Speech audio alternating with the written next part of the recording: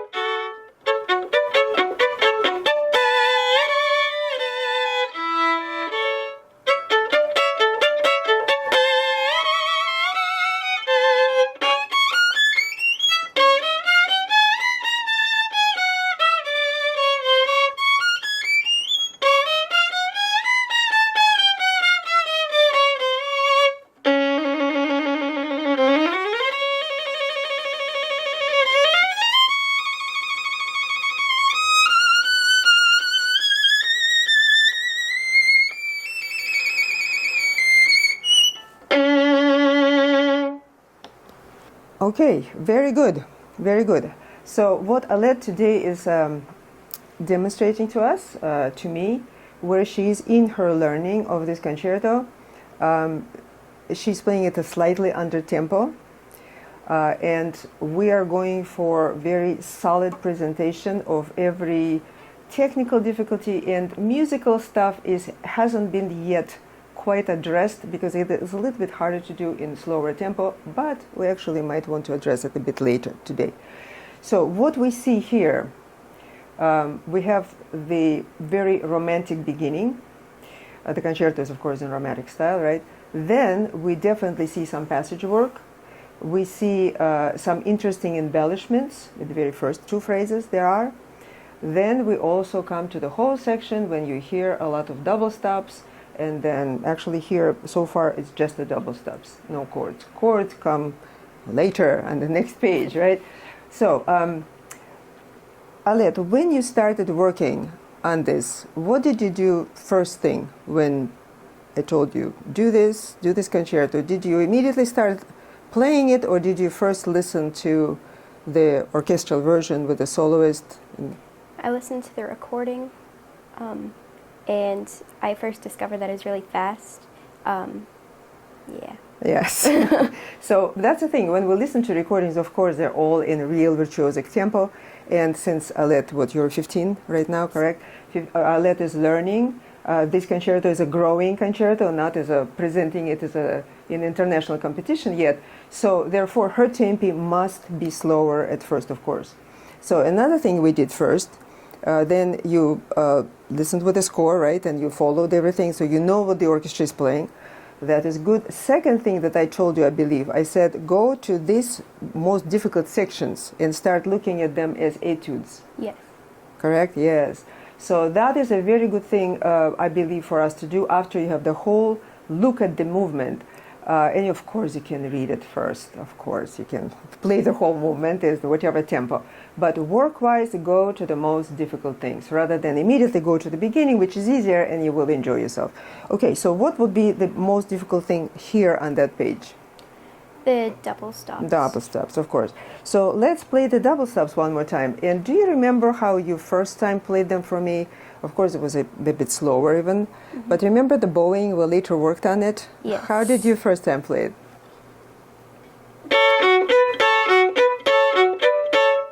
So actually, even before that, on the very first lesson, so Alette basically was doing this. And it kind of was with the whole arm, you know, because it was slow tempo. So then I showed that, no, we need this. We need to take the bow off, so there's a little bit of collet motion is involved at the end of the bow when you lift it, right? And the second thing was, of course, also to have a dot after the first note, so it doesn't sound.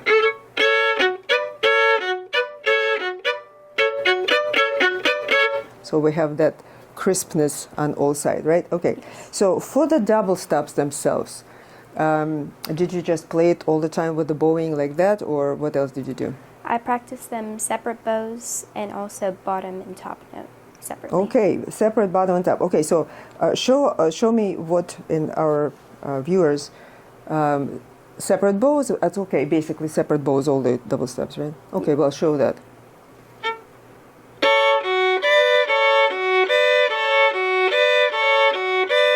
And so forth, it repeats a lot of times. Okay, so where did you practice the top and bottom note? On this one or on later ones? Both. Both. Okay, so now let's get to later one, because so start from the second bar of this when you start going upward the left hand shifts, right? Okay. Just as you practiced. But first show like this, and then as another way of practicing. So second bar.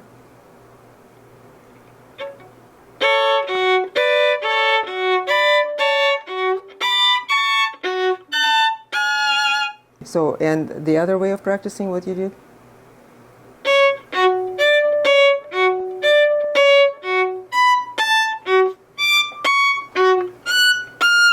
That is actually a very good thing to do, because then you know the tune and you're not distracted by all the double stops themselves.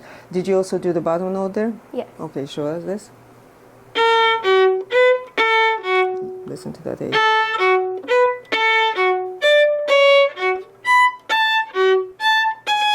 Okay, and the fingerings now play together, everything, but play all the fingerings as they are and only enunciate or sound the upper note.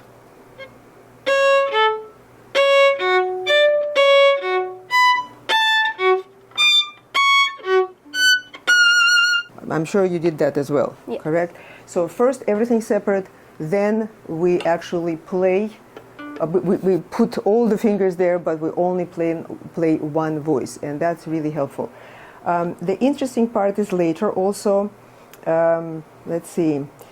Let's look at the bar before you start going on in that C sharp minor arpeggio up, C sharp major actually. You know, here, that one. You know, when you get to that, remember? Separate? Mm-hmm.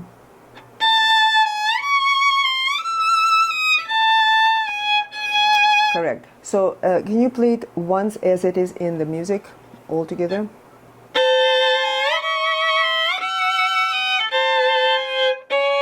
Correct. Okay, so that part is actually a lot of times is a problem for many people. Now, since Alette has been practicing it correctly, when she first played for me, she didn't have any mistakes in here. But a lot of times there are mistakes because people just play all the notes and they sort of look too crowded. So the hand goes somewhere, we don't know where it goes. So yes, first always play the melody. Drop the double stops and look for the melody. So your melody here is... I would even play it back to the first position, just to the ear is our guide. so that ear will guide us to the correct note and correct harmony. So then we're looking, what is a bottom harmony here actually? Is it this or is it this?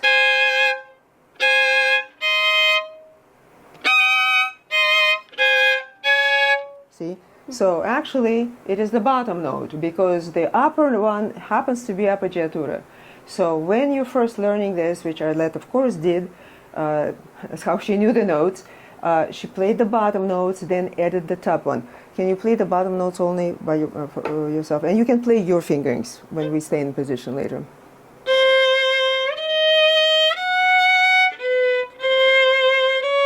Yeah, exactly. Well, yeah. So it could be done in the first position, back, but then there is a big rise, so we just play it on neighbor strings. Okay, so then this, and then you can actually play also double stops.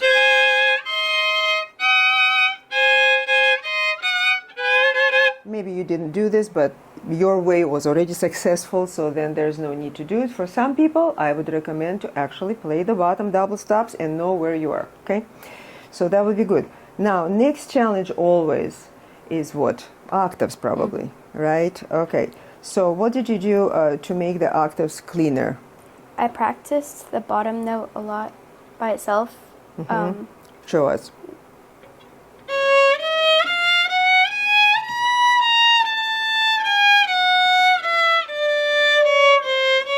Okay, so you practice like that. First thing that I would recommend actually is to play it without even fourth finger there. So you really know the positions or the position of your hand, rather, right? So then to do what you do when you already have the fourth finger kind of binding you in a way, and then also do fourth finger, I would actually recommend to do all of that separately. So then the fourth finger, you just do fourth separately from the first. Then you sound only one, but have both fingers on the violin, on the fingerboard, right? And then finally we get to octaves. And even then, of course, sometimes we have, a lot of times, we have to still clean the octaves. Show us how you would clean choose some octave that is really not very nice. Yeah, somewhere up there, of course, yeah. So play an octave, and then next one after that, and how would you practice it? Probably on the slur, right? So that you can hear the shift.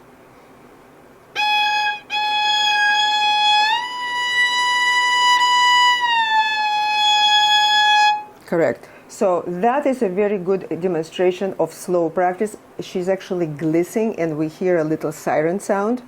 Okay, so that is good because you hear exactly that all of that stays clean as you slide, right? Then in faster tempo, of course, you don't slide pressing. Now show for the faster tempo, so you make the fingers lighter. And then, of course, we're constantly clean octaves. Cannot do anything without this. Now, for your playing, Alette, for your continuous progress, you know, when you were playing those octaves, you were too close to the tip. Okay, so you need to really be in the lower part of the bow, and I would say yes, middle to lower part. Could you play it for real, for you, that plays probably ta pa pa pa ta ta ta when you go into the C sharp major, you know, from the position. Yeah, exactly. See what I mean? Yes. So I would like you to hear on that upper. Are you you're on down bow? Yeah, ta ta ta ta ta. No, you're down on down, right? Ta ta ta ta. Yeah. So you need to get more bow on up on each on your rise.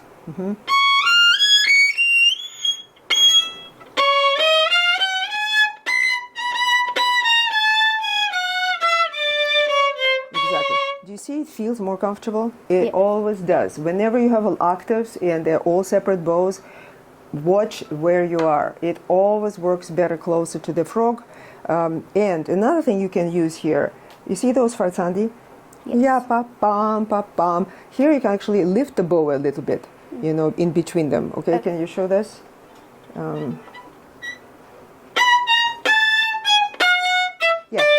Yeah, maybe not as much bite, but just a little bit more speed rather than bite. exactly. And again, you will probably save the bow, not use that much, so that all is compact and comfortable. Okay, so another little difficult stuff here for some people, and actually even for Alette in the beginning, was the embellishments, or specific embellishment that is written out in this concerto, which we call gruppetto or a turn. Okay, so these turns are everywhere in here. The very first phrase has them. Alette, could you please play the first phrase? And since you will play it, so play it with a gruppetto like it should be. But since you're presenting it already, even under tempo slightly, right? So we don't want to start like that. You know, like, okay, I'm in a lesson, you know. Right there, bam, okay?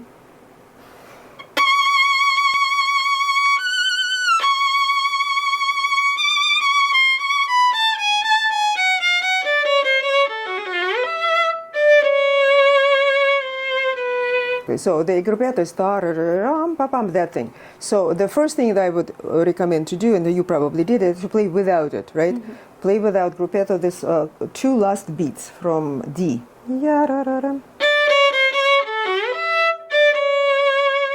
And first of all, we need to have this so that we know what gruppetto will be embellishing. Okay, gruppetto is an embellishment, the turn, and it's on the F sharp, and then she goes to the E. Secondly, what also was really nice right now, first of all, beginning was better, the first note, and then you went into ta ta ta ta, not quite performing, right? In performing, of course, we do a little bit of rubato, even though not too much, because orchestra actually is there. You know, you can't do too much in this particular case.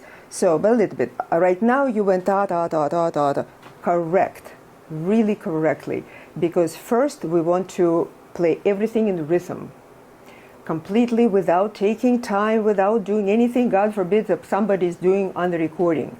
By the way, this is also my students, including Alette, they know, yes, I very much want them to listen to the recording with music at first, and then stop listening to the recordings. No recordings. Why?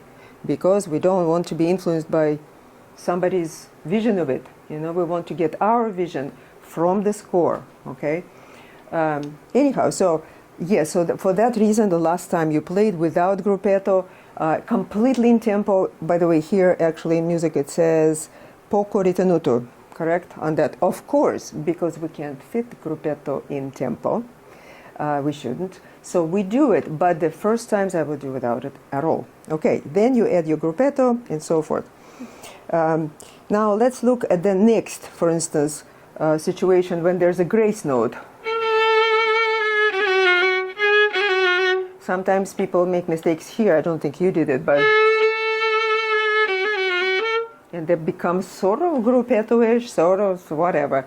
Again, play without embellishments, one time, two times, get used to it, then do the grace notes. Grace notes are very short, of course, right? Mm-hmm. So,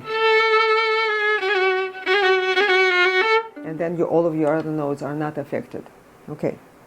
So right now, Alette, let me ask you to play one more time from a tempo. A tempo is on the second line.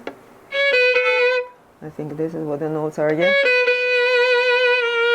You know, from here, right? So pick it up from here and stay in your tempo as you were. Okay, you were slowing down there a little bit still.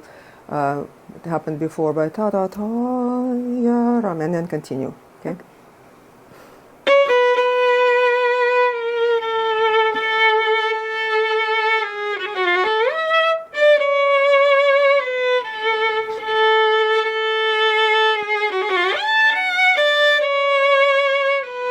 Exactly. Okay, that's very nice. So yes, again, you hear there's embellishments. All these embellishments continue. One of them I want to get to your attention also, because that is also gruppetto, and it is written out by the composer. So that's on the, for us, it's on the third line. Right, though that's what she played. By the way, there are other fingerings possible, of course. There we chose these ones, but you in the many editions it says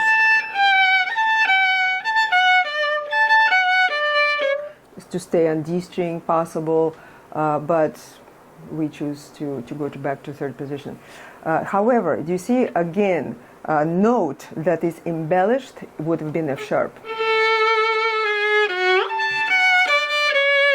And here, it's my opinion, of course, that well, it's the way it's written out. That doesn't require time here. Like in the other places, right? We need the time because it stretches the line. Here, it doesn't. So it's very important to play exactly rhythmically and go on. And then next, after this, could you play one more time?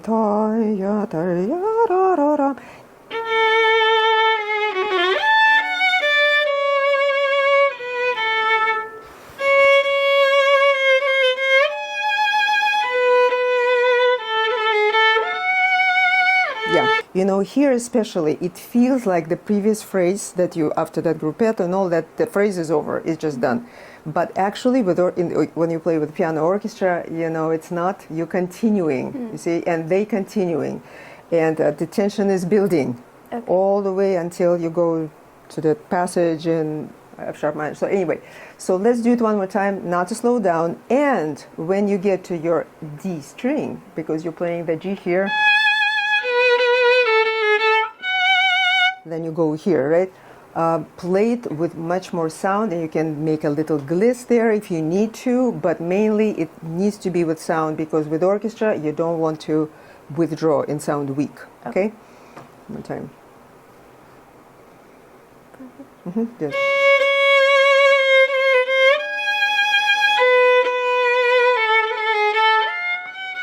Yeah, that's okay. You know, that's what we do. So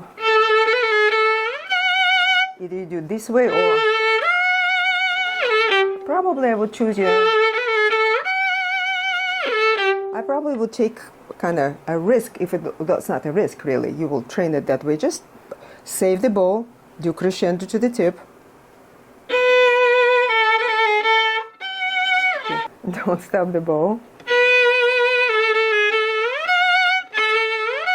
So that shift, it's still at the end of the bow if we don't do gliss. Yeah, you could do that. That is a mix of the what I call expressive shift and a little bit what I call a gliss. Gliss is what I call gliss is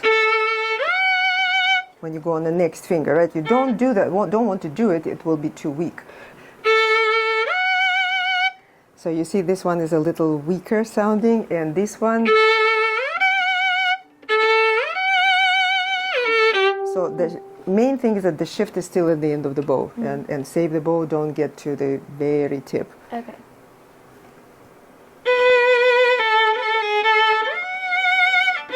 Yeah, okay, try another one. Yeah, so let's do this one.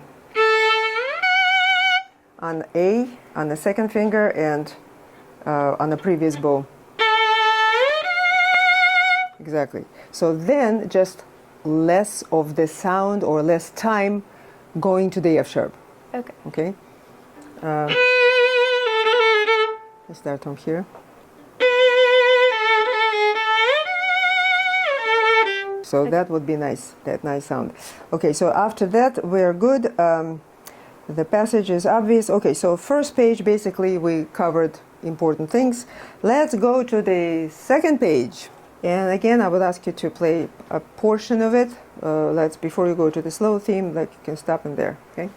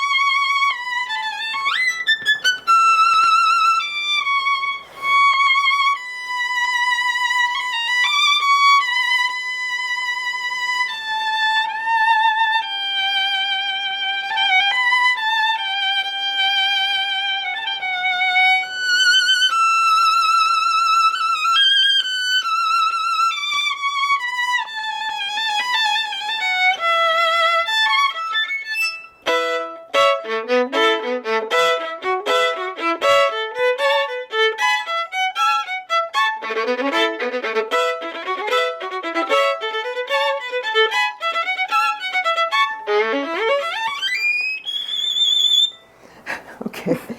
All right. First of all, that's okay. But you know what? Why the passage might not work? It's because you didn't finish the phrase before. You see the phrase there, whatever, after all the difficulty. That's the end of it. I know it's written as an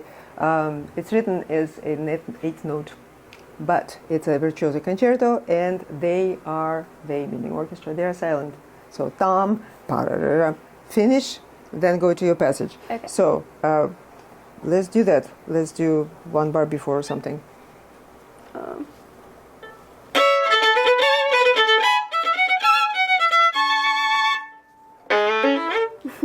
Now maybe not that long, but still keeping in mind that it's short, Okay. tam, pararara, and then you go to the passage, all right? Okay. And you can just do close to it. Okay, so let's have it. And then you go down. So that's enough of finish. It's just a note has to finish rather than and immediately there. Short and then go. Okay. Exactly. Yeah. Exactly. So now let's. So we kind of go from the end right now because there was something less successful right at the end of Alette's little portion. Okay, so we go there. What is that happening with that passage? Now, what I must say that we're doing the Russian version. A Russian version is to play actual passage with notes. If you look at the music, you know it's not written that way. All the last notes here, they're written in harmonics, which is much easier.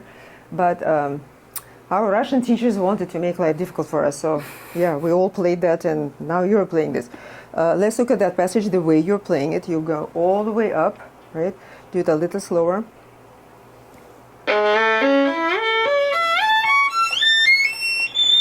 Yeah, so you're getting right here. You get on the last note. Yeah, you're getting right here. That's for vibrato, correct? Mm-hmm. I see. So if you played without vibrato, you don't really need to get that far, correct? Is that what? That's right. The last ones, like here. So for the last note, I can see that you're going all the way there. Yeah. If I didn't do vibrato, I'd probably stay. You stay. Okay. Well, that is very reasonable. It's very reasonable, yes, because if we want vibrato on the last note, and we do in here, yes. And another good thing is you don't need to return back. Nobody needs to immediately go back on the passage. So yeah, it's perfectly fine to do whatever. Some people, like Alette, she went all the way here. Some people go all the way there, even, if you need that for your last note. If you're capable not to do this and vibrato is good, then you stay, of course, by the neck. Okay, now let's quickly look at what was here. Beginning of this page is really like beginning of the whole concerto. Again, there's gruppetto at the end, but the notes are different, right? So then we go first passage. This is all clear. I don't think we need to help anybody with anything. Now let's look at, and you did it well. So all these gruppettos are taken care of. But now you can make them a little bit more expressive. At least some of them, they kind of sound all correct, but let me go through them kind of feeling, okay? So there, let's go from, that's not a gruppetto, but there's a little embellishment, right? Well, actually, yeah, there were just 16 notes here, you know what I mean? Yes. It's from pianissimo. Yeah, so this is a little expressive thing, so we want to use vibrato.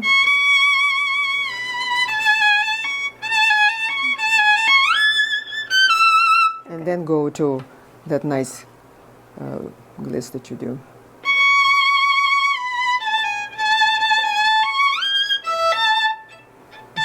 Maybe not, okay, not that much vibrato. When there's two types of vibrato or many types of vibrato, but let's have two at this point, like real vibrato, on the note, and then also what we use for notes to be alive, as I say, okay? So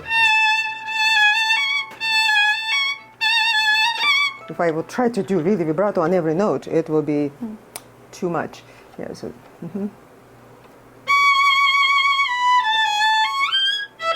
Yes, and then you see a little bit of difference what you played before. Now you're losing that a little bit of vibrato, and suddenly the shift is not there, but that's normal. So that's what I would say, good idea already on your level where you are this concerto, to start using all musical. You have usually very good musical sense, intuitive or reading from music, right? Use it already and start using vibrato, start using expressive things, because otherwise later you will add them and some intonation will go off. Mm-hmm. Okay, so important thing to hear to look, as I said, there were the gruppettos here. So one of them is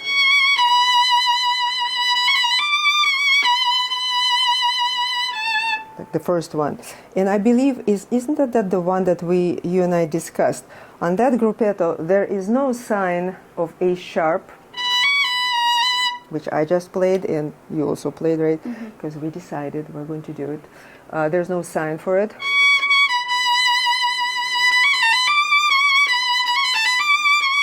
And if you like to play it without it, it's actually probably correct, but I think it sounds better with A sharp, so I will willfully add it here. Now on the next one, that one is on A string, and then it just happens to be like that in the text, so we don't need to add it. Then the last, so this one maybe can be a little bit faster gruppetto, and then the third one again needs to be more expressive on E. Okay, you want to do it? So starting from the first one. Yeah, since we're start here, the phrase starts with a pickup. Do, si, right? Yeah, so always start. Sorry, is that an eighth note pickup? No, quarter note.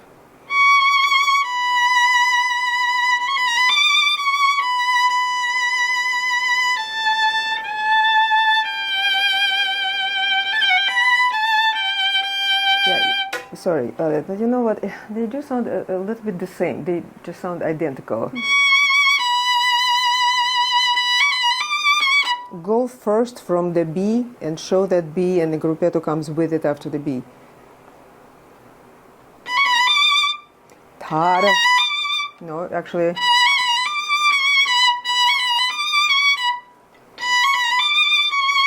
Exactly. You see, again, I am exaggerating, you're playing the way it will be actually, so it doesn't sound ta-ra-ra-ra. Yes, the phrase goes on, but the gruppetto itself, 3 times you're playing the same thing, they cannot sound the same, okay? Otherwise, they sound like in between notes, okay? So the second one maybe a little bit less, and then third one again with more, just slower, okay, basically. Okay, now after that, after the third one, let's go to the third one. You have that F sharp, pick up. No.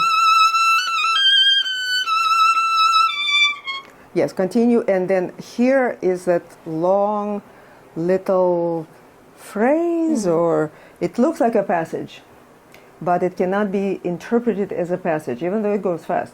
Okay, play this one section one more time.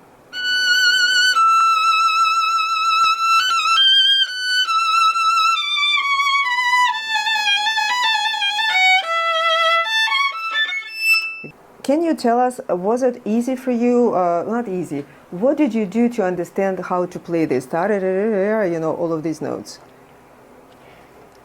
Well, at first, I was just like playing all of the notes. Show how you did this. You just play that in this tempo right away when you sight read? Well, I'm impressed. No, I had to like figure out all the notes, and I like kind of practiced. Okay, show us how you figured out all the notes.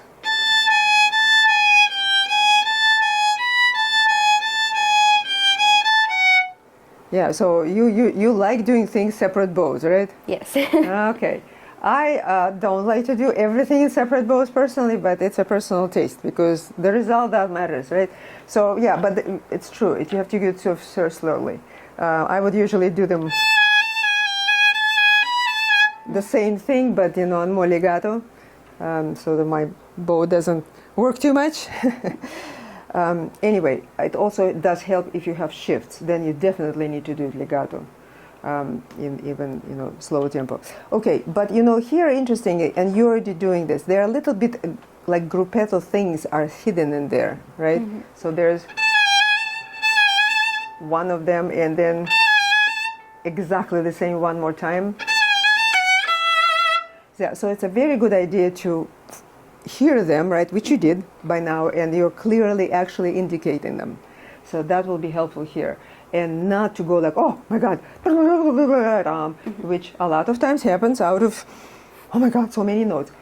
2 beats there, by the way, also. It's not 1 beat, it's 2 beats. So for scared people out there, relax. Okay, so then we come to chords. These chords are kind of easy, aren't they? Yes. Yeah, so I guess we just will leave them. They are not too addressed too much. So again, the bowings we decided to do, you do this way, right? Mm-hmm. Up, up.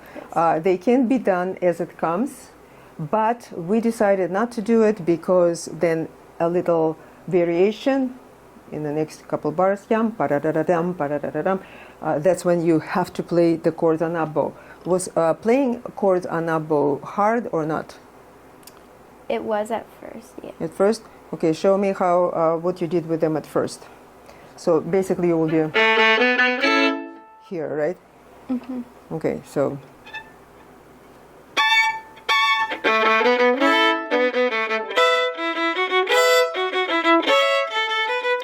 okay, so what did you do first with them when you realized, oh, I have to play a chord on a bow?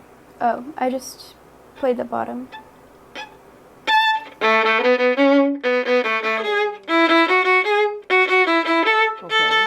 Okay, and then next step.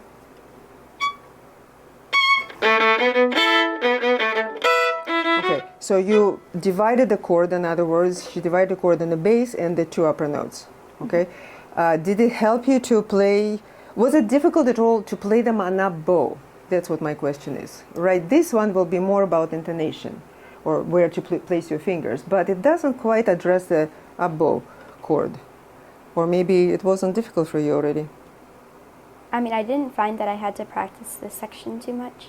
And the reason is that we actually, with me or even when you were younger, the chords on up bow actually are really good friends of ours. So here we have on down bow, it's the weight of the bow helps us. And here we supply the weight of the bow. We have to put the bow on the middle string basically for the bow to be there. And then play with a lot of speed from up bow and a lot of pressure. The word pressure is still a very good word to use. Here it is pressure. There's no weight of anything, but your first finger has to depress the bow to the hair.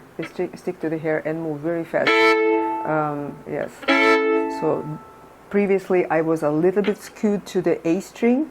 That's how the bottom did not sound, and now I am on D.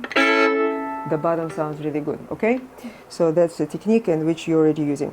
All right, so next portion is our slow theme. It's very important to know it's a slow theme, to slow down to it, right? And then not to interpret this here.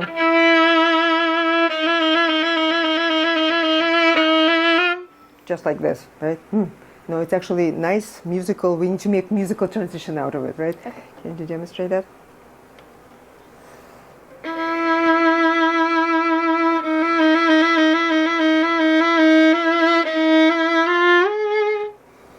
For instance, yes, you can do a little crescendo diminuendo within this, even here.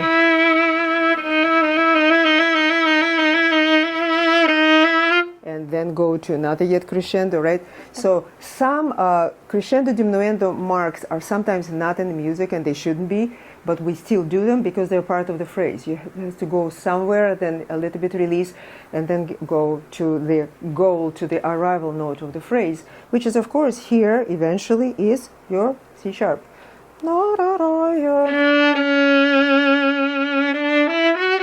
And then goes the slow theme. Let's go a little further after the slow theme. Okay.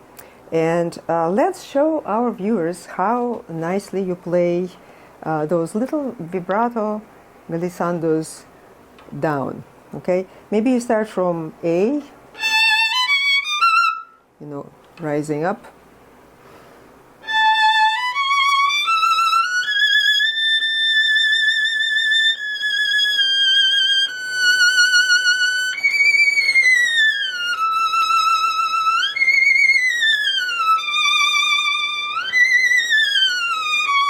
Very nice.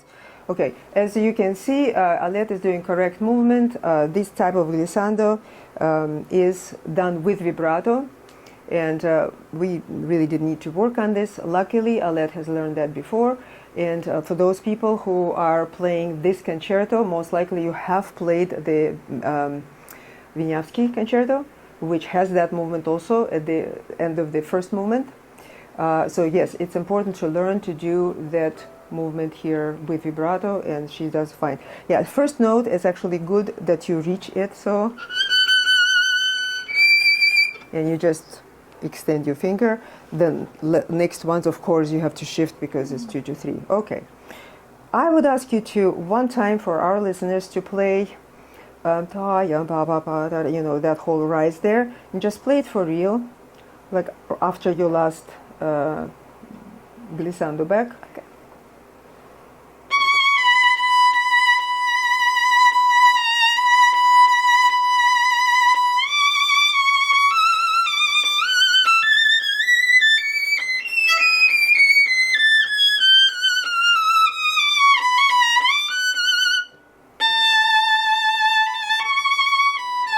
Yes, and then everything else goes. We will get to it right now. So very importantly, not to be confused with all these bowings and accents at first when you read it. So read it completely. This one, I hope you did it. I would do it with separate bows, exactly like Alette was doing them. Da da da da da da da da da da da da da dum bum. So you have your duplets, right? You have your triplet, then you have your quadruplet or quadruplet. Anyway, so yes, you have all of this under control. Then you start adding those fancy bowings and so forth. Okay, so we're in the last section, difficult section. Why don't you show us a bit of that, and then I can stop you somewhere.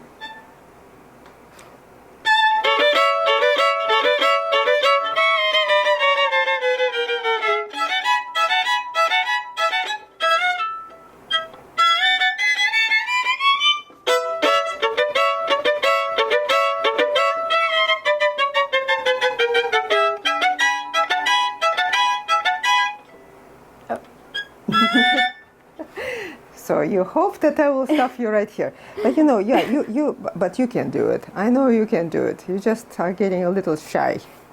Okay, can you show the first time when you are in tempo, how you get to your 10th?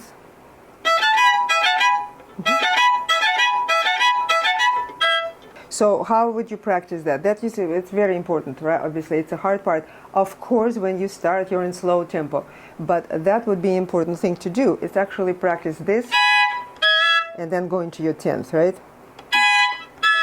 Just that transition, correct? Yes. And that first slower, then faster, and so forth. So in other words, important thing in here is it's written in little sections, and after sections, ta-ta-tam, there is always stop, and then of course at first we will go to practice next section separately.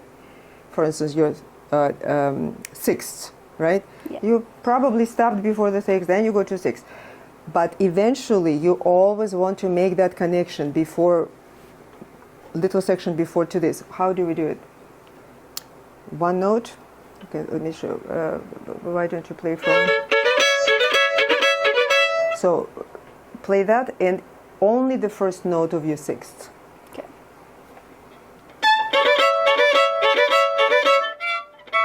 Two of them, ta ta tam, pa pa pam pam. Correct. So that's what we want to practice now. Alette has chosen to play these fingers. There are two types of fingers we can do. We can play it on the D and A string, or we can play it in a position, which is here. And of course, that one is very easy, so you can do it that way, or you can go as Alette does it. It's also very nice color-wise to go on the upper strings and stay in the same timbre. Okay, so here what we know. The first one is forte. Second one has to be piano. It's usually done that way. So therefore we do different bowings, correct? And it's important that the ending, as you do them very nicely, they're not like this, right? So we dealt with that before. Yeah. So you want to be happy, sounded happy. At the repeat, we are doing up, up, down for lightness. Okay. Another thing, by the way, I didn't say it before, and I would like to add it right now. You know, there are lots of harmonics, not in here. I just remember, like, I did not mention that, but I think it would be important for you. So, like, you know, the before.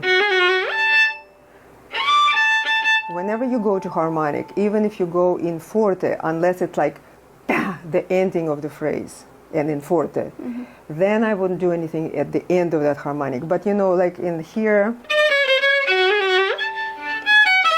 you see, harmonic actually, we're back to the beginning of the second page. Harmonic softens the phrase in there. Okay, and you have several, and on the first page there were several. I just forgot to address them, but that is an important issue to address. Listen to how your harmonics end, and make sure that they end in the character of the phrase. Okay. Now we're back to where we were. Letter E. We're done with all the tense. We're done with all these difficult things. And then we go to really unpleasant situation when you are playing, right? And you know which one I meant. Okay, so show that one, please.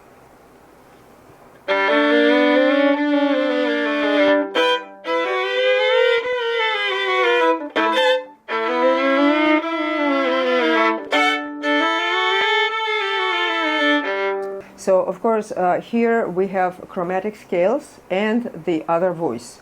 Two of them are easy or easier because the other voice is open string, and two of them are harder. So show me the first hard one again, please.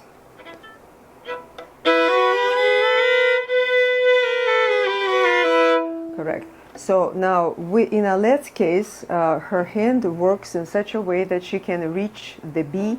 So basically, you need to go and have the unison here at the top of your phrase, correct? So in your hand, in her hand, it works really well. She stays by the neck completely here, and she is able to reach like this. It's because your fourth finger is longer than most people. Now, if you don't have a long fourth finger, what you have to do is to pivot a little bit out here, which is the case of most people. Again, so here's your B, and we're by the neck. I go away to the right, and I get the B there that way. Then we have a perfect unison, and that's where, and then you fill this with your chromatic notes and fingerings, okay? So for most people, that would be a necessary position. For you, you managed to do it from the bottom, not changing the shape, which, you know, is lucky when it works. And the most lucky thing is not lucky, actually, but a lot of practice goes into this, that it's clean, especially on G string, it's harder, right? Now on G string, you need to get elbow more in. Yeah, okay. It's basically like you play fingered octaves or tenths, yeah. Okay, but yeah, you're already far along in this, but it will still need work and get better. Then last section, chords. Let's do chords and the finishing passage.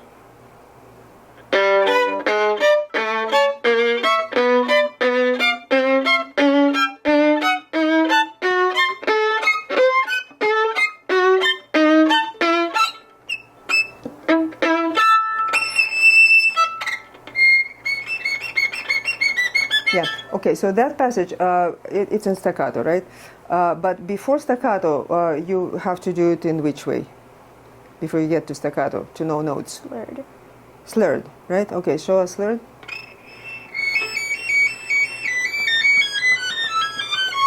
Also, so here's what's important. Like right now, when you played like this, your hand was in different shape than when you played actual staccato. Maybe because you, again, when you went for vibrato here, I'm not sure if it's very necessary, but one needs to know exactly in which shape you will be playing when the passage is clean, okay? So we'll get to this in actual lessons further on. But right now, let me just to sum up. Chords. Again, Alette practiced them correctly. You first practice the bass notes, of course, without any chords, then the bass note with probably just another one, right? Yes. Yeah, okay, so, and then knowing the chords that way, and then passage is a separate business, and you work on that separately, then you connect them together. So overall, Alette, well done. Well done. Of course, there's still much more work to do, and we will do it probably a couple more weeks, and you should be ready to perform it. Maybe 3 more weeks. Maybe 3 more weeks. Put to with the piano and so on and perform. Anyway, at this point, I want to thank you for being here, being brave, demonstrating all these things. And I want to ask you, my viewers, to subscribe to this channel if you like the content. Like this video if you liked it, and I hope you did. And with that, I will see you all later.